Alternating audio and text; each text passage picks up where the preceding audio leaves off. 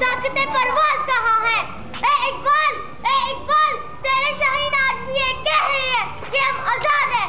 मैं पूछना चाहूंगी आज इस सवाल से कि आज औरत आजाद है? आज धरती माँ की किसी गाँव में बेटियों का साया किया जा रहा है, रस्म की भीख चढ़ाई जा रही है, बेटियों के सीधा दफन किया जा रहा है। क्यों? हम आजाद हैं। आफरीन है आजाद पर, आफरीन है हम पे जो हम ये कह रहे हैं कि हम आजाद है। बिन कासिम की ललकार, टीपू की तलवार, मुकब्बिल के ममाल, सुन मेरी पुकार। आज से 62 साल पहले एक कौम और 100 के साल एक जमीन का तार बकारी थी। आज 62 साल के बाद वही कौम तुमसे एक जमीन का तार बकारी, उसे एक मस्जिद कौम दे दो, उसे एक आजाद कौम दे दो। फिर फखर से कहना हाँ हम आजाद है, हाँ हम आजाद है, पर हाँ कदम उठा नजर तेरे लिए है।